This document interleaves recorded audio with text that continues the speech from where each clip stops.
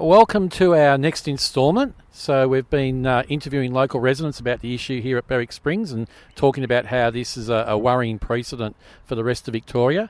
If you're a local and you've already seen a couple of our video presentations before, just skip through the introduction and go straight to the residents' interviews. But if it's the first time, and we're going to share this all around Victoria, including our regional towns, if it's the first time you've joined us today, have a look at the intro and it'll explain to you what this issue is really about.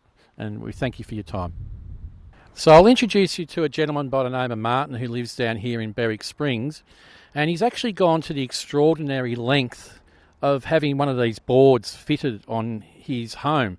So the board actually talks about, the Springs, 170 years of local history, and, right back to the early 1900s. So I just want to ask Martin, how do you feel about what's happened here? It's a lot of disrespect because they didn't consult us in whatever they're doing, which is really not good. And what do you think about the name change, like to Guru Nanak? How do you feel about that? What does it even mean? Like, what's wrong with Berwick Springs? I love Berwick Springs. I bought here because of the name, and it's not fair for them to change the name again without consulting anyone, which it makes a lot of sense. So when you say not consulting, obviously there's this little word called democracy. Yeah. Do you think we've had democracy here when there's been no consultation? No democracy at all. And how does it make you feel? Angry, frustrated, upset? Like, how does it make you feel? Angry. Very disrespected. Yeah. Yes. So, Jacinta Rallan, I asked another gentleman this question as well. I'll ask you as well because it's a really pertinent question. When Jacinta Rallan did a speech in Parliament, she referred to anyone that lives in this community, and for the city of Casey, to be honest, because there's a lot of people, 4,300 people have signed the petition. And a lot of those people live not just here in Berwick Springs, but they live in the broader city of Casey, so right throughout the Berwick area and these sort of areas as well, Beaconsfield, Cranbourne, Clyde, Narre Warren South, you name it, all within the area of city of Casey. She referred to any residents that were objecting and alleged that they were neo-Nazis, that they were sort of sympathising with neo-Nazis. How do you feel about sort of being branded as a neo-Nazi? Cruel is an understatement. Like, it doesn't make sense. She should come to the local people, talk to us, reason with us, not just make policies and procedures of things what she wants to do without consulting the people. She works for us. She should come to us and talk to us, and we should be able to tell her what our views are. Okay, and that's a very good point. So going back to that point about the neo-Nazi, are you telling me that you're not a white neo-Nazi supremacist? I can't even say the word. No. Not in disguise? No. Yeah. So our local MP, Gary Mass, who we've met with, has now told us, and I just want to see what your reaction is to this, he's told us as a committee to go and find something else ourselves to rename Guru Nanak. So instead of the local Member of Parliament, Gary Mass, advocating for the 4,300 people that have signed the petition, he's now telling you or me as the community, you go and find something to rename and you get the Sikh community to agree to that. How does that make you feel? Again, disrespected. That's their job. There's new parks going up everywhere. They can name them whatever they want. We don't mind whatever they name a new park, but whatever is an old park at the moment, just keep it. It has history, as you can see. All this is history. Many people are passing here outside my house and asking me what is it all about, and the history is all there. It's black and white. There's nothing we are hiding.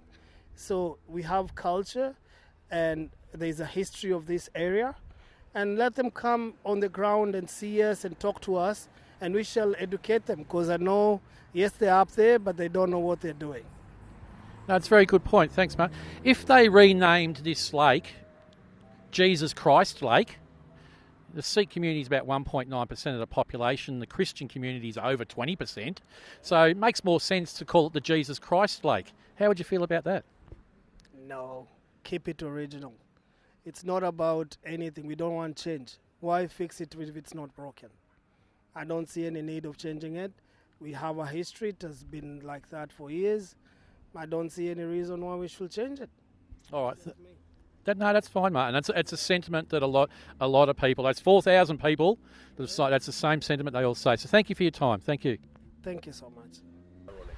I'm here with Amanjit. So Amanjit has joined the Berwick Springs Community Association, which was formed when this issue happened late last year. So I just want to ask you, Amanjit, where are you from? How did you find out about this issue, and why did you get involved? So I live in Narre Warren, and I started a Facebook page last year called City of Casey Transparency Advocate, and I saw a post about this lake naming on Facebook in November as soon as it happened. And I read some of the comments, and I was a bit alarmed at the lack of consultation. And I found out about this meeting in November that you were running that was attended by some local MPs. And I attended with some trepidation because I was expecting some, really confronting and negative sentiments about the Sikh community and maybe the Indian community in general. But it wasn't like that at all. It was a really positive and affirming atmosphere for Indians and Sikhs. And I learned very clearly that the true motivation of your advocacy on this issue really is the lack of consultation. Okay. And can you tell me, do you think that a public place, a park, a road, whatever, should be, in this case, what's happened at Berwick Springs, be named after a religious figure? Generally, no. So if someone has done a lot of work in the community and they've benefited the community directly with their work, and they just happen to be a nun or a monk or some, religious figure, then I think it's totally fine to name something after them, because the naming is because of the work they've done and not because of their religious identity. Now, with this lake name, that's not the case. Guru Nanak was born and lived in the subcontinent, and so he hasn't actually done anything directly in Australia. So the naming is clearly a reflection of his religious identity. And I actually disagree with this decision that they've made, because it's not to do with what he's actually done.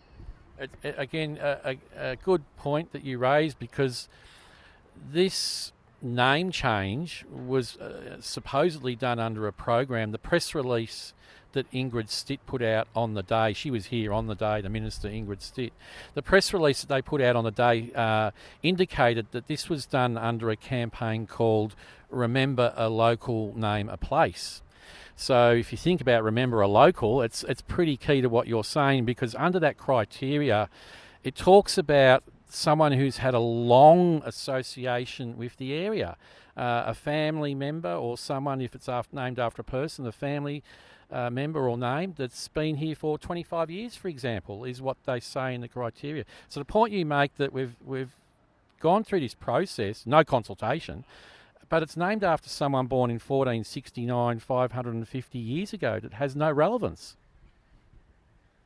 I totally agree with that, and I'm a bit disturbed that they initially, in their social media posts announcing the lake name, they kind of made it sound like it was a part of this Name a Place campaign, but Guru Nanak doesn't actually meet the criteria. So I don't understand how they can connect this lake name to that naming program. A great point, because we don't know how they've connected anything with this name change.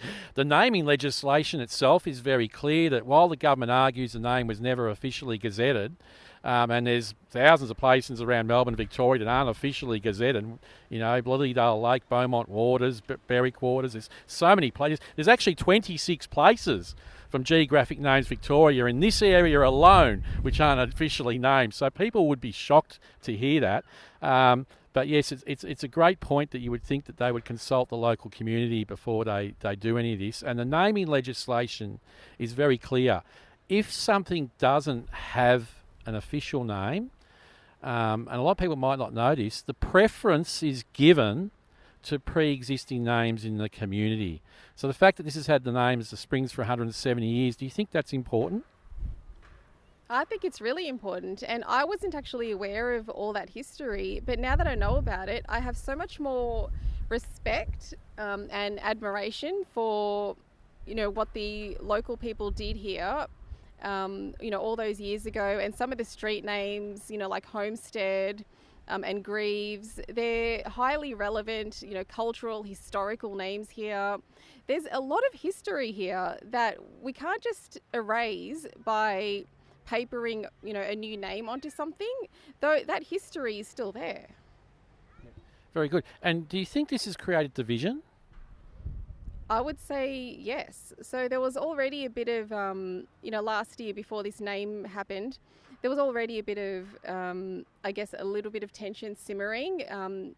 Sort of some of the rhetoric from the United States was spreading here a little bit.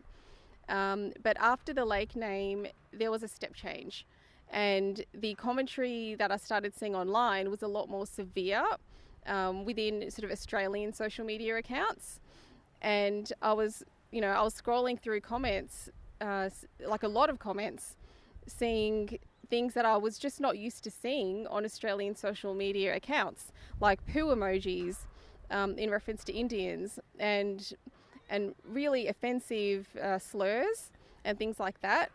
And so I think in terms of our relationship with the wider Australian community, it's definitely damaged that, but it's also damaged the relationships within the South Asian community, because, back in India, where my parents are from, there's a lot of communal tension at times between Hindus, Muslims and Sikhs, but we don't bring that here. So my son's best friend in kindergarten was a little Muslim boy from Pakistan, and that wasn't a problem. That was actually quite lovely.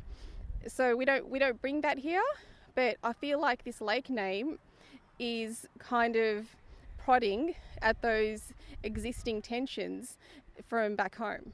It's very good. It's very good. The name, the Berwick Springs Lake, is the heart of this community, and it's a name that represents everyone. Interesting the comment you make about the emojis and those sort of things in some of the comments. We've been really strong on that on our Facebook page, and I've been very strong on that. We are a multicultural, multi-faith community. My neighbours are Romanians. I've got Italians down the road, Serbians. It's quite interesting, the mix we've got here. It's a great little community here, and the division is not wanted. It's quite disrespectful what's happened here. So the point you make is a very strong point about how people allege different things. I've been called racist, and I've had the odd person abuse me, and they don't know who I am. They don't know what my intentions are. It's simply about calling for consultation. But I want to ask you a question sort of relates to that. So Gary Mass posted on Facebook and made, in reply to a resident, referencing the neo-Nazis and how only the neo-Nazis would sort of support our position that the residents are taking. And then I'm actually going to read from this, because the Premier a few days later in Parliament actually read from the lectern a speech. So it wasn't an off-the-cuff comment that happens in Parliament in debate. She actually read from the lectern a couple of days later after Gary Post made this comment on his Facebook page about supporting the alleged support of the neo-Nazis, etc., for residents who are objecting. Instead of saying, Gary, you've done the wrong thing and you should be apologising to your local community, this is what she actually said. It was quite a long speech, but it finished off with this quote. And this was to the leader of the opposition at the time. And the quote she said was, "Do you stand with neo-Nazis who drive division and hate?"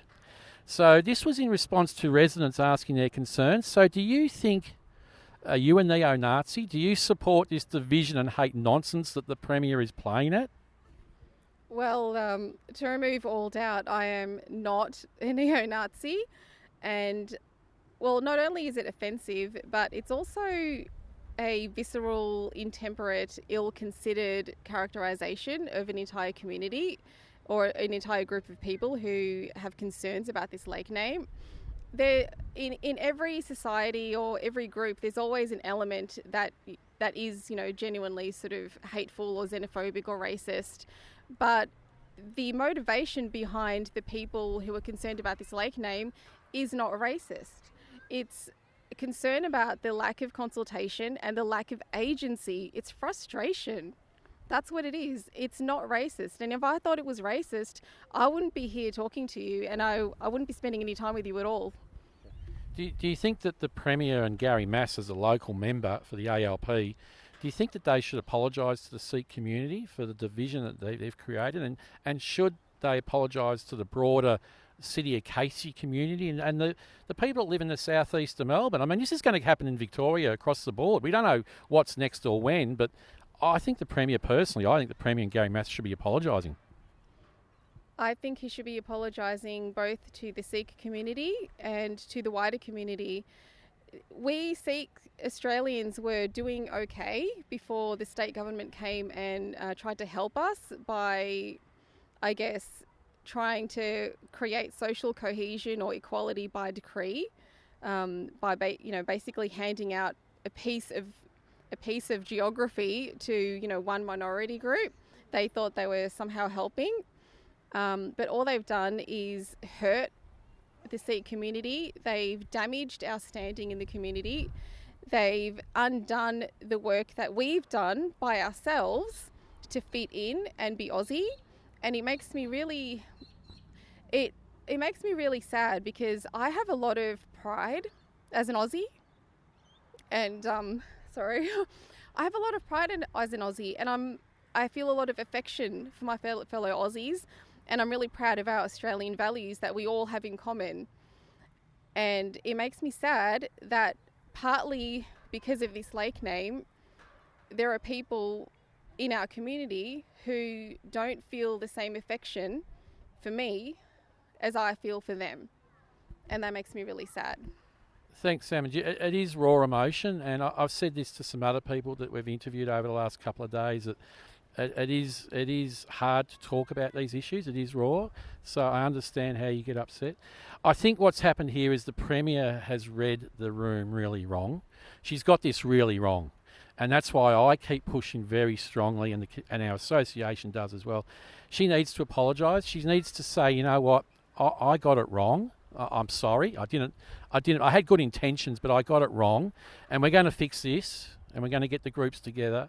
And this attitude of Gary Mass putting his hands up and saying, you know what, I can't do anything about it. You go and find something to rename and sort it out yourself. I think that's pretty disrespectful. But that emotion that you touched on is felt by a lot of people. And as I said, the Premier read the room really wrong, and she needs to come good. As the Premier, we expect better. There's so many issues in Victoria, and we expect our politicians to be honest, we expect them to be transparent, and we expect them to be accountable. So I just want to thank you for your time, and if there's anything else you'd like to say. I just want to make the point that equality happens one-on-one. So my dad, he came here, to Australia nearly 50 years ago, and he fit in by building relationships. So, you go to work, you work with people from different cultures, you learn to get along, or, maybe your neighbours are from a different culture and you get to know them, or, the kids at school, you get to know their parents because, they're friends with your kids. That is actually how social cohesion and social harmony is actually built. That's the stronger fabric. Doing it by decree, top down, using this kind of shortcut approach to sort of fast forward the process, it's actually done so much damage, and it's a wrong-headed approach. And I just wish we could turn back the clock 11 months before this happened, because everything just felt better in terms of social cohesion and harmony in our community. All right, thanks for your time, Amanjit. Thank you. Don't forget to like and subscribe. Like and subscribe.